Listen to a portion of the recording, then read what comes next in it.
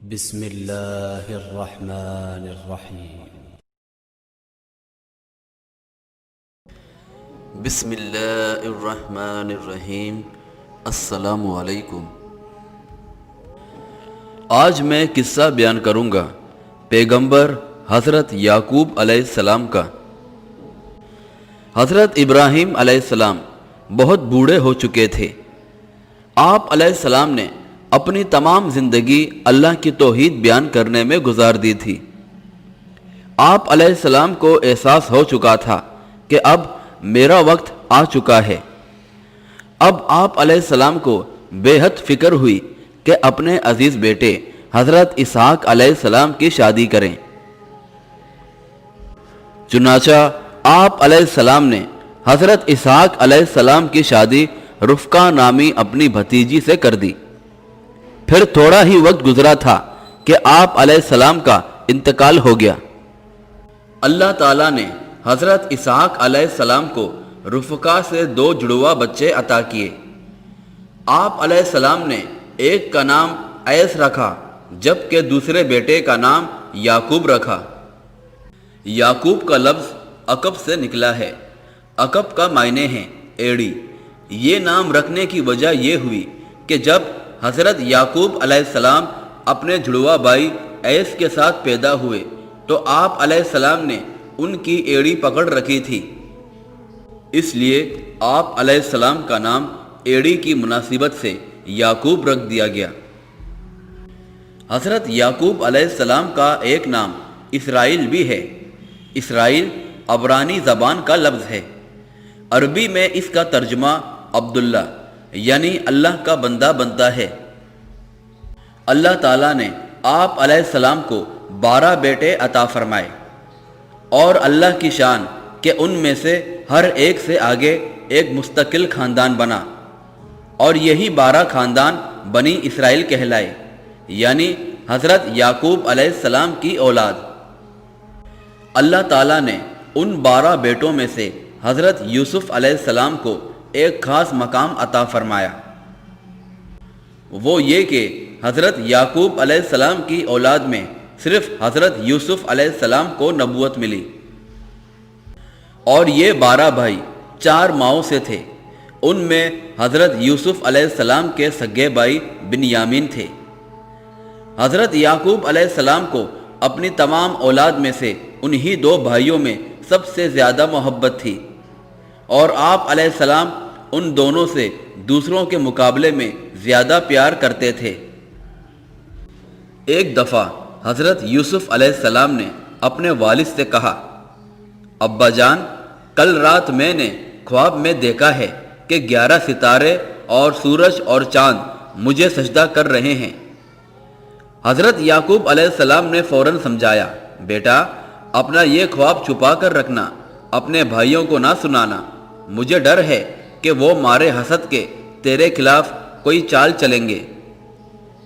اور ساتھ ہی یہ خوشخبری بھی دی کہ اس خواب سے یہ معلوم ہوتا ہے کہ آگے چل کر اللہ تمہیں پیغمبری دے گا اور تمہیں خوابوں کی تعبیر کا علم دے گا اور تم سردار بنو گے۔ باقی بھائی حضرت یعقوب علیہ السلام کے یوسف اور بنیامین کے ساتھ سلوک کو دیکھ کر ناراض رہتے تھے۔ بالآخر انہوں نے اس بات کا ارادہ کیا کہ کسی طرح یوسف سے جان چھڑائی جائے کہ پھر ابا جان پوری طرح ہماری طرف متوجہ ہو جائیں گے۔ چنانچہ ایک بھائی نے بڑی چالاکی سے حضرت یعقوب علیہ السلام سے اس بات کی درخواست کی کہ یوسف ہمارے ساتھ کھیلنے چلے جائیں، اور وعدہ کیا کہ ہم ان کا خیال رکھیں گے۔ اجازت ملنے پر سب بھائی یوسف علیہ السلام کو لے کر جنگل چلے گئے۔ یوسف علیہ السلام کے بھائیوں نے جنگل میں جا کر یوسف علیہ السلام کو ایک ویران کنویں میں گرا دیا، اور روتے ہوئے گھر آئے اور اپنے والد سے یہ جھوٹ بولا کہ ہم کھیلتے کھیلتے ذرا ادھر ادھر نکل گئے تھے۔ یوسف پیچھے سامان کے پاس تھے، ہمارے پیچھے بھیڑیا آ کر انہیں کھا گیا، اور ان کی قمیص دکھائی جس پر کسی جانور وغیرہ کا خون لگا کر لائے تھے۔ حضرت یعقوب علیہ السلام نے اس کہانی پر اعتبار نہ کیا اور کہا، اگر بھیڑیا یوسف کو کھا گیا تو قمیص کو کیوں نہ پھاڑا؟ یہ کیسا بھیڑیا تھا جس نے قمیص تو پھاڑی نہیں اور یوسف کو قمیص کے اندر سے کھا گیا؟ تم لوگ یہ جھوٹی بات مجھے بتا رہے ہو، لیکن میں صبر کرتا ہوں اور اللہ سے دعا مانگتا ہوں، وہی اس معاملے کو کھولے گا۔ پھر آپ علیہ السلام ہر وقت حضرت یوسف علیہ السلام کی جدائی کے غم میں روتے رہتے تھے، حتیٰ کہ روتے روتے آپ علیہ السلام کی بینائی بھی چلی گئی۔ بہرحال ایک قافلہ مصر جا رہا تھا، راستے میں اس کنویں کے پاس ٹھہرا۔ ایک آدمی نے پانی نکالنے کے لیے کنویں میں ڈول ڈالا تو یوسف علیہ السلام، جو سب بھائیوں سے چھوٹے اور اس وقت ننھے بچے تھے، اس ڈول کے ساتھ چمٹ گئے اور ڈول کے ساتھ باہر نکل آئے۔ قافلے والے اس قدر خوبصورت بچے کو دیکھ کر بے حد حیران ہوئے اور خوش بھی ہوئے۔ پھر انہیں ساتھ لے لیا اور مصر جا پہنچے۔ ان لوگوں نے مصر جا کر یوسف علیہ السلام کو بیچ دیا۔ آپ علیہ السلام کو مصر کے وزیر خزانہ عزیز نے خرید لیا اور اپنے گھر لے گیا۔ اب آپ وزیر خزانہ کے گھر میں پرورش پانے لگے۔ آپ علیہ السلام جوان ہوتے گئے۔ اللہ نے آپ کو بے حد حسین عطا فرمایا تھا۔ عزیز دیکھ رہا تھا کہ حضرت یوسف علیہ السلام کے چہرے پر حکمت اور عقل کا نور چمک رہا ہے، اس لیے وہ آپ علیہ السلام پر خصوصی توجہ دیتا تھا۔ لیکن عزیز کی بیوی زلیخا آپ پر بری نگاہ رکھتی تھی۔ پھر اس نے ایک چال چل کر اور جھوٹا الزام لگا کر آپ علیہ السلام کو قید خانہ میں ڈلوا دیا۔ قید خانے میں آپ کے ساتھ 2 آدمی اور بھی تھے۔ ان دونوں نے ایک ایک خواب دیکھا اور آپ علیہ السلام سے ان کی تعبیر پوچھی۔ آپ علیہ السلام نے تعبیر بتلانے سے پہلے انہیں ایمان کی دعوت دی، ایک اللہ کی طرف بلایا اور اس شرک کو چھوڑ دینے کو کہا۔ ان دونوں پر بادشاہ کے خلاف تختہ الٹنے کی سازش کا الزام تھا۔ ان میں سے ایک شاہی باورچی جبکہ دوسرا شاہی محل میں شراب پلانے پر مقرر تھا۔ ان میں جو شاہی محل میں شراب پلاتا تھا، اس نے یہ خواب دیکھا کہ وہ شراب نچوڑ رہا ہے، جبکہ شاہی باورچی نے یہ خواب دیکھا کہ اس کے سر پر روٹیاں رکھی ہیں اور پرندے آ کر ان روٹیوں سے کھا رہے ہیں۔ آپ علیہ السلام نے پہلے شخص کو یہ تعبیر بتائی کہ وہ پہلے کی طرح دوبارہ بادشاہ کو شراب پلایا کرے گا، جبکہ دوسرے کو یہ تعبیر بتائی کہ اس کو سزائے موت ملے گی۔ پھر دونوں کے ساتھ ویسا ہی ہوا جیسا آپ علیہ السلام نے خواب کی تعبیر دی تھی۔ جب دونوں قیدی قید خانے سے جانے لگے تو آپ علیہ السلام نے شاہی شراب پلانے والے سے کہا، جب بادشاہ کے پاس جاؤ تو وہاں میرا ذکر کرنا اور اسے بتلانا کہ مجھ پر جھوٹا الزام لگا کر قید میں ڈالا ہوا ہے۔ مگر وہ باہر جا کر بھول گیا اور اس بات کو کئی سال گزر گئے۔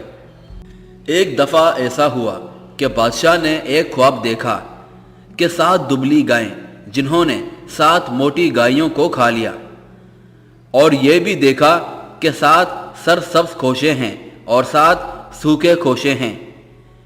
بادشاہ یہ خواب دیکھ کر بڑا پریشان ہوا، بہت سے لوگوں سے اس کی تعبیر پوچھی، مگر کسی کی سمجھ میں کچھ نہ آیا۔ انہی دنوں میں اس شاہی ملازم کو حضرت یوسف علیہ السلام یاد آئے اور آپ علیہ السلام کی نصیحت بھی یاد آئی۔ اس نے فوراً بادشاہ سے کہا کہ آپ کا مسئلہ میں حل کر دیتا ہوں۔ میں ایک ایسے شخص کو جانتا ہوں جو اس خواب کی تعبیر بتلا سکتا ہے، لیکن وہ اس وقت قید خانے میں بے گناہ پڑا ہے۔ بادشاہ نے اس شاہی ملازم کو فوراً قید خانے بھیجا تاکہ حضرت یوسف علیہ السلام سے خواب کی تعبیر پوچھ آئے۔ شاہی ملازم نے جا کر خواب کی تعبیر بیان کرنے کی درخواست کی تو آپ علیہ السلام نے اس خواب کی یہ تعبیر بیان کی۔ مصر پر 7 سال تو سرسبزی کے گزریں گے۔ تم لوگ ان 7 برسوں میں خوب کھیتی کرنا اور اگنے والے غلے کو احتیاط سے استعمال کرنا، اور کافی سارا ذخیرہ کر لینا، کیونکہ اگلے 7 سال قحط پڑے گا۔ یہ ذخیرہ کیا ہوا غلہ ان 7 برسوں میں کام آئے گا۔ بادشاہ یہ تعبیر سن کر حیران زدہ ہو گیا، اور اسے حضرت یوسف علیہ السلام کی بے پناہ عقل مندی پر تعجب ہوا۔ فوراً آپ علیہ السلام کو قید سے رہا کروایا۔ آپ علیہ السلام پر لگائے گئے الزام کی تحقیق کروائی تو الزام غلط ثابت ہوا۔ پھر آپ علیہ السلام کی عقل، صلاحیت، دیانت اور حکمت کو دیکھتے ہوئے آپ علیہ السلام کو مصر کا وزیر خزانہ بنا دیا گیا۔ 7 سال خوشحالی سے گزر گئے۔ آپ علیہ السلام نے بڑی حکمت اور تدبیر سے ان 7 برسوں میں اگلے 7 قحط والے برسوں کے لیے غلہ جمع کر لیا۔ جب قحط پڑا تو اس سے مصر کے پڑوسی ممالک بھی متاثر ہوئے، اور یہ بات بھی سب جان گئے کہ ان دنوں غلہ صرف مصر میں ہے۔ اس لیے دوسرے لوگوں کی طرح آپ علیہ السلام کے بھائی بھی باپ کے حکم پر غلہ لینے مصر آئے۔ البتہ ان کے ساتھ اس سفر میں بنیامین ساتھ نہ تھا۔ جب آمنے سامنے ہوئے تو یوسف علیہ السلام تو انہیں پہچان گئے، پر وہ بھائی نہ پہچان سکے، اور پہچانتے بھی کیسے اتنے برسوں بعد جو دیکھا تھا۔ آپ علیہ السلام نے ان کی ضرورت کو دیکھتے ہوئے کہا کہ اب کی بار تو غلہ لے جاؤ، پر اگلی بار اگر بنیامین کو ساتھ نہ لائے تو غلہ نہ ملے گا۔ دوسری بار یہ بھائی بنیامین کو ساتھ لے آئے۔